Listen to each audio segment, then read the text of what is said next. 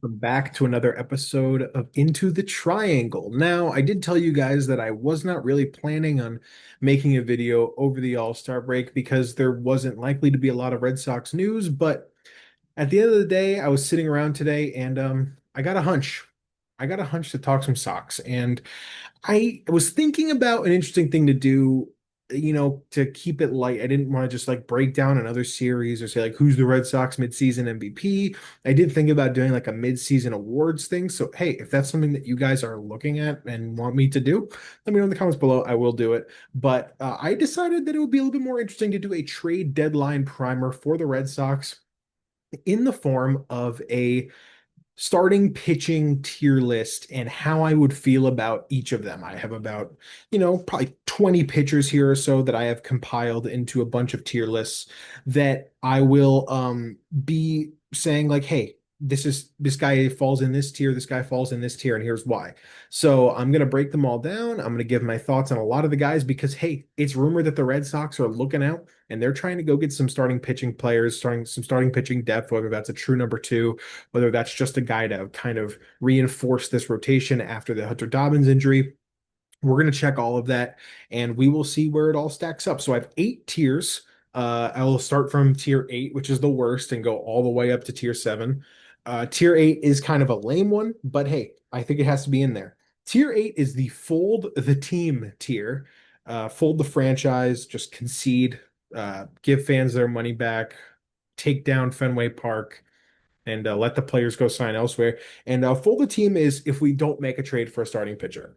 Like I said, it's kind of lazy, but I think it has to be in there because theoretically it is a possibility. Now, I know that there's some talk about, hey, well, we like Dick Fitz. Maybe instead of Bueller, we get Tanner Houck back looking good, or we give Peyton Tolley a shot, kind of like how when Brian Bayo was on his run, we decided to give him a shot in the rotation. Maybe we do that for Peyton Tolley. At the end of the day, I just don't love those options, all things considered. The Red Sox are a team that needs some more starting pitching, especially after this Hunter Dobbins injury. Walker Bueller just is not good enough. And you would need to add at least one rotation arm. It does not necessarily have to be a number two. It doesn't have to be a number three, even, but it has to be someone that you trust to hold the ball every 5 days. And I just don't trust Bueller to do that. So just with tier eight, the only thing that I have is the fold the team tier is make no moves. You have to make a move for a starter. And yeah, Tier seven, I called why even trade? Why even trade for a guy who, like these are the guys that are theoretically available but have stunk the entire year. My first name in the why even trade tier, I have three guys here. Mike Soroka. Mike Soroka obviously at one point was kind of a top golden boy coming up for the Braves, had a great season in 2019, a six WAR season at age 21. And then since then, injuries, just generally poor pitching have kind of made his career collapse. He didn't play for 2 straight years in 21 and 22 because of injury, and then from 23 to 25 so far, he has a 5.27 ERA in those 3 years combined through 28 games started, 45 games total, 179 innings. So that's like a full season pretty much that we've seen from Mike Soroka, where he's pitched a 5.3 ERA roughly. With the Nationals this year, a 5.35 ERA. The FIP is a little bit lower at 4.11. The WHIP is not terrible, but 8 hits per nine, roughly, 3 walks per nine, roughly giving up about a homer and a half per nine. This would just be a move that why even make a trade? You may as well stick with Walker Bueller because at least you know Walker Bueller is going to deliver in the postseason.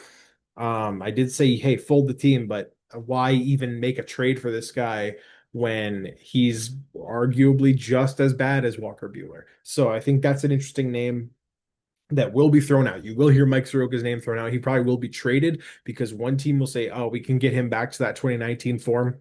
It's not going to happen. Give up. Give up. So Mike Soroka is my first name in my why even trade tier. My second name is Aaron Savale from the well, started with the Brewers, now on the White Sox, got waived after requested a trading signed with the White Sox, and then the White Sox are apparently just going to use him as trade bait. Once again, this is another guy who in 2023 was on a real heater. You know, he's 28 years old. He in the first half of the season with Cleveland has a 2.7 WAR, 2.34 ERA, and 77 innings. Then gets traded to Tampa Bay, has a 5.3 ERA, a negative WAR. And then Tampa Bay last year traded him to Milwaukee at the deadline after he struggled in Tampa Bay again. And then Milwaukee traded him to Chicago after he demanded a trade because he wasn't even in the rotation. Currently this year, throwing a 5.3 ERA through 52 innings. The FIP is worse somehow with a 5.55. WHIP is at a 1.48. Once again, another guy like Mike Soroka, who, hey, this guy was good at one point. He clearly doesn't have it anymore. He has a negative WAR with the White Sox, was terrible with the Brewers, who are typically pretty good at bringing pitching along. Savale would just be a guy who, at the end of the day, I mean, I probably trust him even less than Walker Buehler at this rate. And I would hate the move if that was the guy that the Red Sox pointed at and said, "You're going to go fix our rotation." Aaron Savale would be just an absolutely nonsensical, terrible ad who would arguably make the rotation worse. And that's saying something given Walker Buehler is in this spot. Now, my third and final name in the fold the team tier is German Marquez from the Colorado Rockies. Now, German Marquez is an interesting case study because since 2016, he has consistently been the Rockies' like best pitcher up through 2021. He was an all-star in 2021. Has a pitching silver slugger as well, which I always found funny. You know, Coors is a death trap to pitch in. So, hey, like there's always this thought process of a get German Marquez out of Coors and like things could work. That was probably 3 to 4 years ago. Now, since that All-Star appearance in 2021 through this year, has a 5.17 ERA and 300 innings. Pretty much all this guy would do is be like an innings eater. Because you can trust him to go out. He has 95 innings so far this year. Is consistently when healthy. I mean, the last couple of years he's struggled with his health, but mostly, I mean, throughout a lot of the years of his career, you can mark him down for 190, 180 innings. And this guy has made it work in Coors, but it's clear now that he's past his prime. This year so far, a 5.57 ERA, through 95 innings, just generally bad. An 84 ERA plus, a 4.36 FIP, a 1.6 WHIP. Once again, Coors is rough, but at this rate, why even make a trade for this guy who's so clearly kind of cooked? Yeah, you may as well just go out and once again keep Walker Buehler, which sounds crazy to me, but I would rather just let Walker Buehler be bad in the regular season, cook in the playoffs, rather than get German Marquez, who I think could make the rotation worse at the end of the day. I mean, 11 and a half hits per nine, 3 walks per 9. The guy is just really not there anymore. There's no reason to even go out and say, oh, well, we can fix this guy using Coors. Just makes no sense. Ultimately, just not a guy I would like to add. Now we're going to move to my fourth tier here. No, online, my sixth tier, tier six, which I just called yawn. These are trades that I just found boring. Guys that, hey, like they're solid, they're good players, but how much do they really move the needle at the end of the day? First one is Tyler Anderson. This is the veteran pitcher from veteran lefty from the Angels. Currently has a 2 WAR this year, a 4.34 ERA, a 1.4 WHIP, and 100 innings. Not really going to be a huge strikeout guy anymore. He is older. Uh, the velocity isn't really there anymore, but 4.34 ERA, a 4.88 FIP, a 1.4 WHIP, giving up 9 hits per 9, walking almost 4 per 9 as well. ERA plus sub 100. Anderson is a guy who, he had an elite year with the Dodgers in 2022, had a good year with the Angels last year, but in general, since that All-Star appearance has not been very good. And I don't really see the point in adding a guy who is aging. You can probably book him to be tired and fall apart as the season goes along because of his age. He's not going to strike many out. His FIP is significantly worse than his ERA. And at Fenway, which is not a pitcher's park, you don't necessarily expect, hey, a guy who pitches poorly at Angel Stadium, which is a relatively pitcher-friendly ballpark, to now go and pitch the in Fenway, which is not a hitter pitcher friendly ballpark. I don't expect him to improve at the end of the day. Ultimately, I think Tyler Anderson wouldn't move the needle much, wouldn't excite me. While I would acknowledge that it would be an improvement over a guy like Walker Buehler, I just can't really see it coming along in a way that would excite me in any way. There's an interesting name. You look at the counting stats for Charlie Morton, and they're not good. They really are not good, and there's no way around it. 5.1 ERA and negative WAR, a 1.5 WHIP. But Charlie Morton is a guy who, at one point, his ERA was so bad this year that he was going to be DFA'd from the Orioles, which is saying a lot because their rotation's bad. Yeah, at one point his ERA was as high as a 10.8, and he was just really falling apart. But if we go back to June 1st, his ERA has been steadily decreasing every start, and since June 1st, 7 games, 36 innings, a 2.7 ERA, a 2.48 FIP. He's striking out a good amount, not walking too many. This is an interesting name because Charlie Morton, obviously on that Braves World Series team, a guy who has been elite in recent years, ERA wise. He has some nasty stuff breaking pitch wise with a curveball. Not going to strike many out, but hey, 43 strikeouts through 36 innings pitched is solid enough. I'll take it. And it seems like he's been playing his best baseball as of late, and the Orioles are just generally not a good team. Maybe you trust, hey, we get him in to Boston and he works some things out, and we can, like, if it's an Aroldis Chapman situation where you're bringing him in with the obvious idea of what you're going to fix, suddenly I think that makes a bit more sense. And I think if you take in the recent results for Charlie Morton, you can realistically justify going out and saying, well, this is an improvement over Walker Buehler. But once again, it's in the yawn category because he's old and he's not necessarily great. He's just been pitching better to the point where he might be okay by the end of the year, which would be better than Walker Buehler, but it just would not excite me in any way, would bore me heavily. And ultimately, I would just kind of forget it very quickly once the trade was made. Now, another name, Zach Eflin. This is a guy who's just been absolutely atrocious this year, but in recent years was good for the Tampa Bay Rays, was good for the Phillies.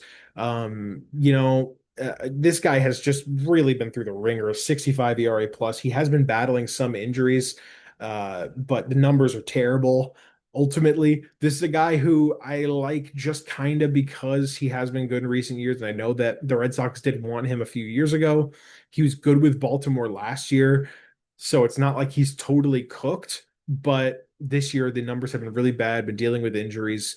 Ultimately, it would be so yawn worthy that I would just move off of it very quickly and forget that it ever happened because Eflin is just a guy that is going to be decent. He's going to move the needle if he's healthy, but I'm frankly worried about his health. If he was healthy, he would probably be somewhere from a tier, I don't know, 4 to a tier 3 if he's healthy and playing like he was last year. But given the circumstances this year, he's quite low on this tier list in tier 6.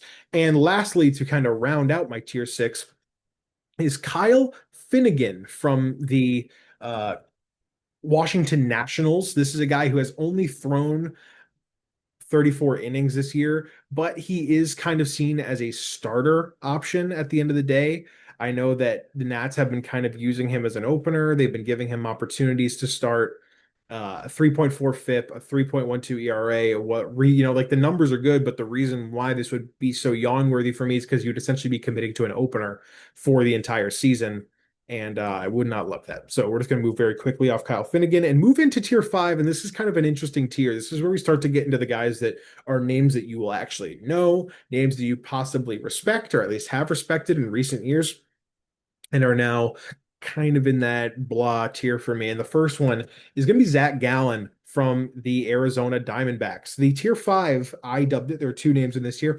The we can fix him tier because these are guys who were either Cy Young level very recently or even won a Cy Young very recently that this year who were kind of expected to be big names, big, really solid players, and this year have just been absolutely miserable. Zach Gallen, first name on that list. In 2023, he finishes 3rd in Cy Young. In 2022, he finishes 5th in Cy Young.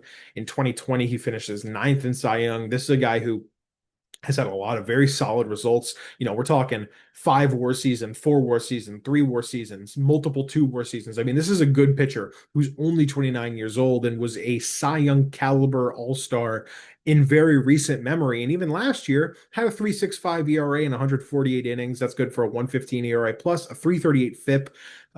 So you're looking at this and you're saying, oh, well, Zach Gallen's got some stuff this year, though. 20 games started, 115 innings pitched, a 5.40 ERA, which is just really poor. ERA plus dropped down about 30 points. His FIP is lower, but not much at a 4.79, 1.37 whip. This is a name, also a pending free agent, worth noting on Zach Gallen.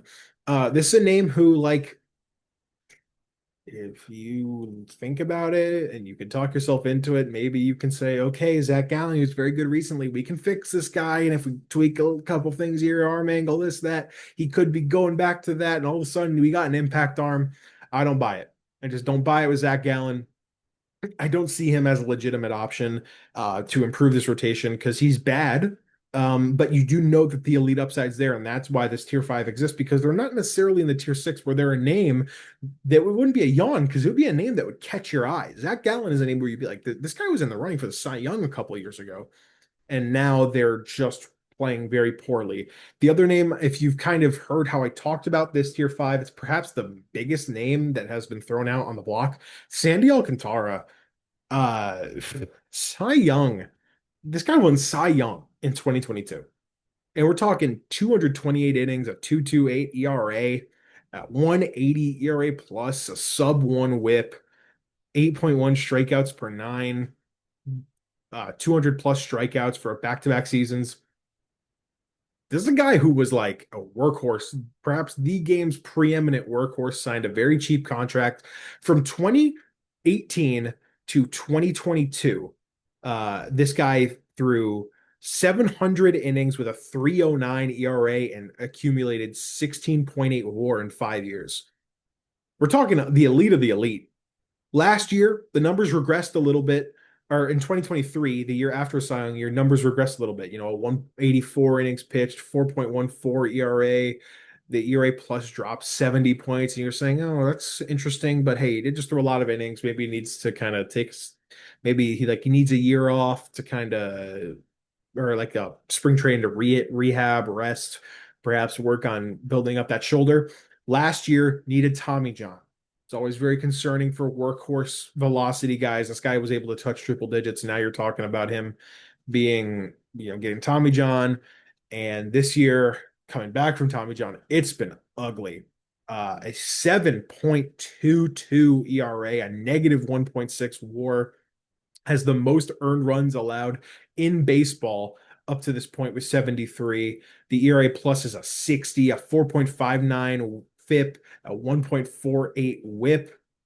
He's given up 10 hits per nine, walking 4 per 9, only striking out 7. These numbers are ugly. And while Sandy Alcantara is under a cheap, controllable contract through, I believe, 2027, so through next year, you have a team option on him next year through 2027.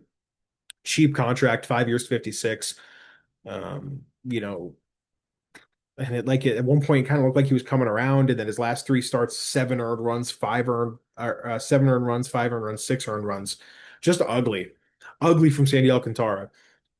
With a guy that gets Tommy John like this with his archetype, you kind of just have to think that he's cooked, which sucks. But I don't want to take a chance on this guy who is so clearly just past it.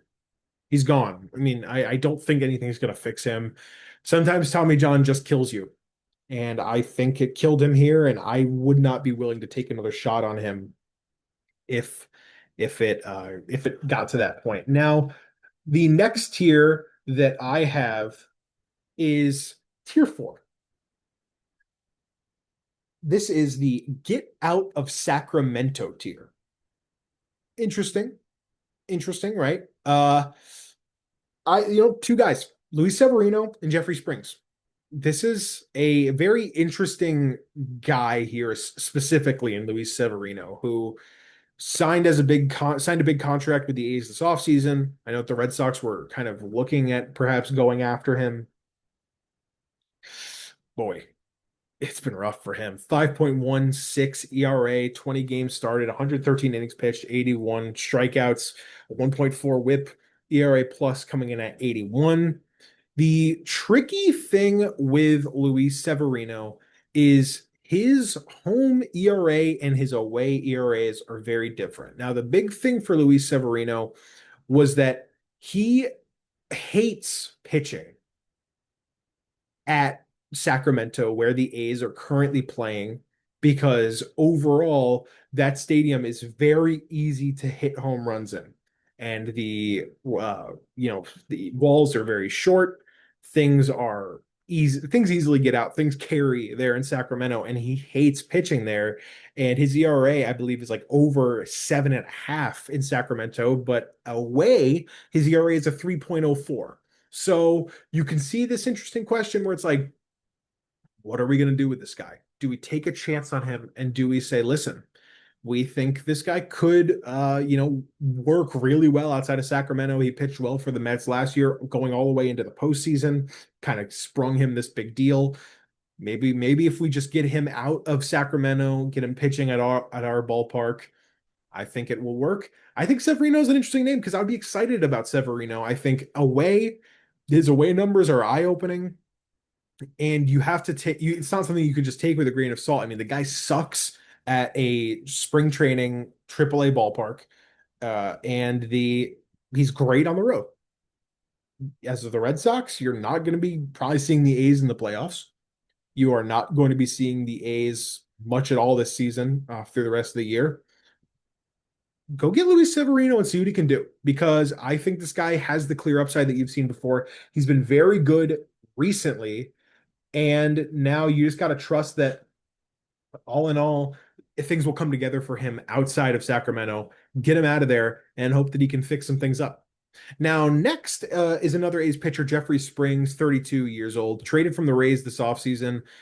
He had an elite start to last year, a 3.27 ERA, 33 innings pitched and 7 games started. Had to get Tommy John and ultimately gets flipped to the Athletics this offseason. So far this year, through 110 innings, a 3.93 ERA. The FIP is much lower at 4.83, a 106 ERA plus, 1.1 whip. Springs is a guy who came up through the Red Sox system, actually pitched for the Red Sox in 2020. And then I believe was flipped to Tampa Bay, where they started to work him into a starter. He had some very efficient years in Tampa Bay, and then ultimately it just kind of didn't come together. Had to get multiple surgeries to fix that elbow. Springs is a guy who you're now starting to see the results with Sacramento, the A's, or whatever you want to call them, Oakland. The FIP isn't there, but you trust that this guy's pitching well. He's pitched well for several years in the past, and he's still got it. He's still got it. He's still there. I would be fine with a buy-in on Jeffrey Springs. Perhaps if you buy lower on him because the A's are probably looking at a full sell-off, I would be down with a guy like Jeffrey Springs. And ultimately, I think he'd be a good name to add to this rotation. It would be a significant improvement over Walker Buehler at the end of the day. So that's going to wrap up tier 4, which is the get out of Sacramento tier. And we're going into the tier 3 now. Tier 3 and on are names that I would be legitimately satisfied with if we were to acquire them. Names that, hey, if this is the guy that we go out to get Walker Buehler, I would be happy with Walker Buehler. Sorry, just gonna open a can here. Gotta get my sparkling water in. Um, so yeah, three names in the next 2 tiers, and then 2 in the top. Let's go to tier 3. This tier I titled Good Vets That Don't Excite. Guys that are going to be very solid, but they're not going to get fans to the ballpark necessarily. They're not going to be the type of moves that will make people buy tickets. They're not going to be the type of moves that say, let's hang the banner, but they're going to be moves that ultimately will probably make you a much better team down the road, especially as you go into the postseason. My first name is Merrill Kelly, and I don't know exactly what's drawing me to Merrill Kelly so much. Perhaps it's the consistency, but this guy has been the hallmark of consistency going back to 2022 with Arizona, 36 years old. 2022, 3.37 ERA. 2023, 3.29 ERA. 2024, 4.03 ERA. 2025, a 3.34 ERA so far this year. So through those 4 years where he's thrown a total of 567 innings, you're getting a 3.42 ERA, a 123 ERA plus. He's not going to strike out a ton, but he's also not going to walk a ton. This is a guy who, like the FIP, lines up right with that ERA, 126 ERA plus, a whip that is a 1.052. He's 36, should not cost you a lot to get from Arizona. Now, while he is a pitcher at the deadline, which means they'll always cost at least something, he won't cost as much as those top end guys. But in the end of the day, if you're slotting this guy in as your realistic four behind with the way they're playing, you have Crochet, Bayo, Giolito, Merrill Kelly, Dick Fitz. That's a rotation that I think can make a move. And ultimately, I would be very confident giving Merrill Kelly the ball every fifth day and saying, "Hey, go give us five with one earned. Go give us six with two earned. That's what we need out of you."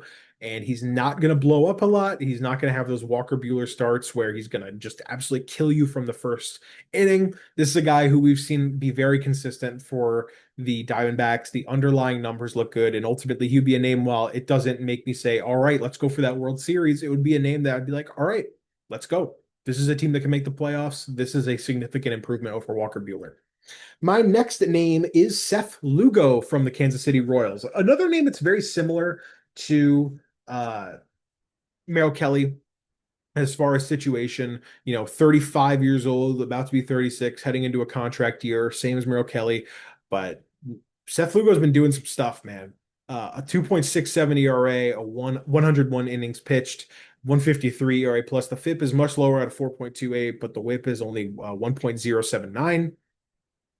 You're seeing the numbers here with Seth Lugo. They look very good. He was second in Cy Young last year for the Royals, who have obviously kind of been a disappointment this year. I think they're looking to offload Seth Lugo. You know that the Red Sox last offseason were very much interested in Seth Lugo, perhaps as a uh like moving him into a starter, which is what the Royals ended up doing, and now he's been very successful in that spot for them.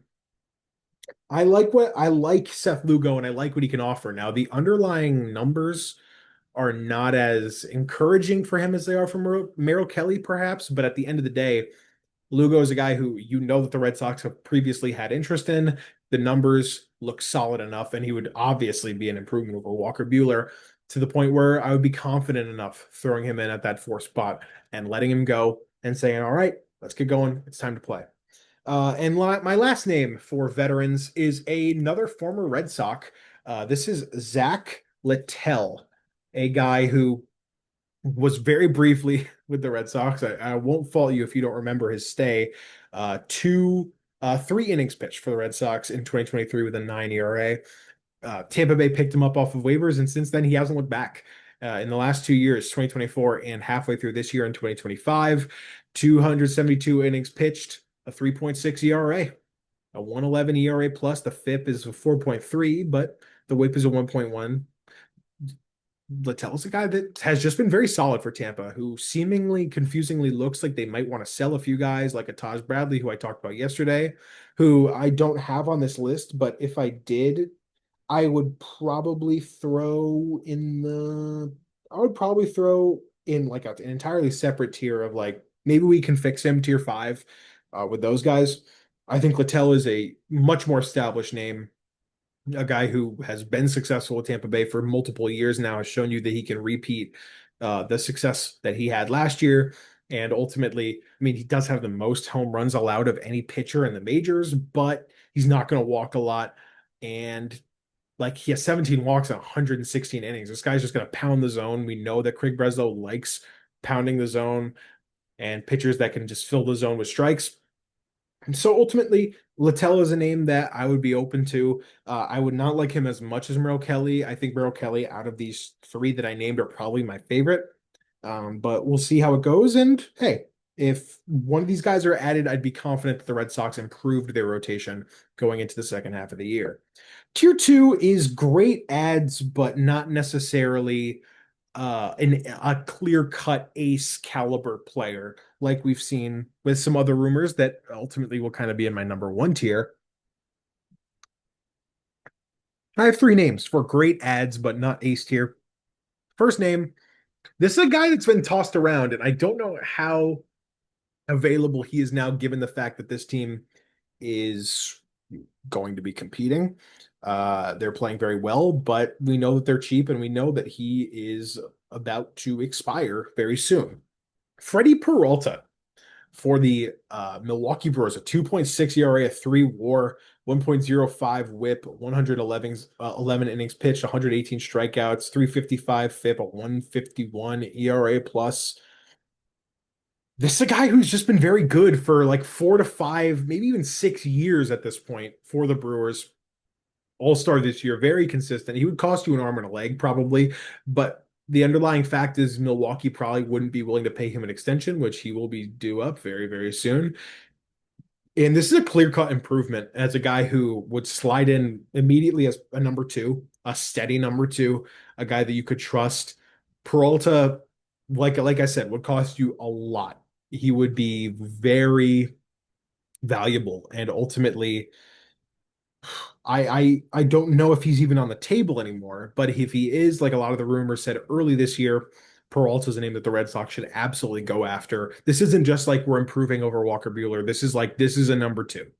This is a number two. And while I wanted to put him in to my first tier, I ultimately wasn't confident enough, and I didn't know if he was at the same caliber of player as the two names definitively at the top to say, okay, well, this is a guy that I like as much as them, especially given with the fact that, hey, I don't even know if he's going to be on the table anymore, given how well this team's been playing as of late. Milwaukee has kind of been on a heater in the past few weeks.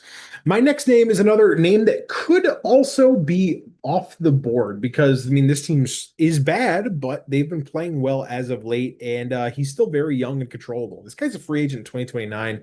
Mitch Keller for the Pittsburgh Pirates. Let's talk about it. 3.48 ERA, 119 innings pitched.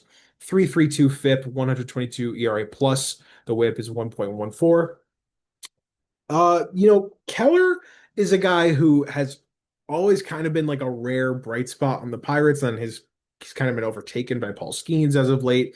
Got a very cheap extension, has been pitching probably the best baseball of his career, kind of up to this point.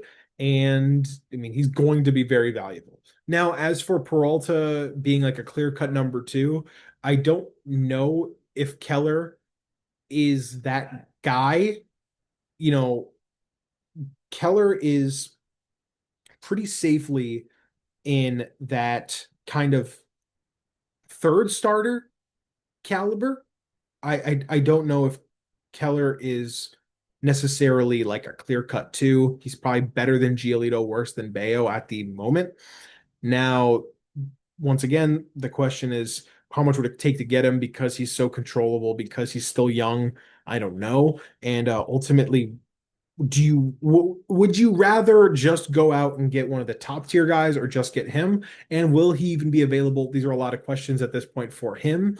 And it's left to be seen how much the Red Sox will desire to go after a guy like Mitch Keller. But frankly, I I like him. I like him. I think the Red Sox should like him, and I think it would be a good ad to go out and get this guy. Now we're going to talk about one more guy. This is Edward Cabrera from the Miami Marlins. Cabrera is a guy who, has always had filthy, filthy stuff, gross pitches. I know he's kind of been very long rumored as a trade piece, and this year seems to be having a breakout 82 innings pitched, which doesn't sound like a lot, but he's never thrown over 100 innings. So you're looking at that. You got a 3.6 ERA, and you know, I think as far as Cabrera goes, would Miami even be willing to give him up? We know that Miami's bad, but would Miami be willing to say, well, this is a 27-year-old controllable arm through 2029, and he has filthy stuff and he's seeming to be in the middle of a breakout? Would we want to say, all right, let's give up on him now, or do you want to sell high? What do you think?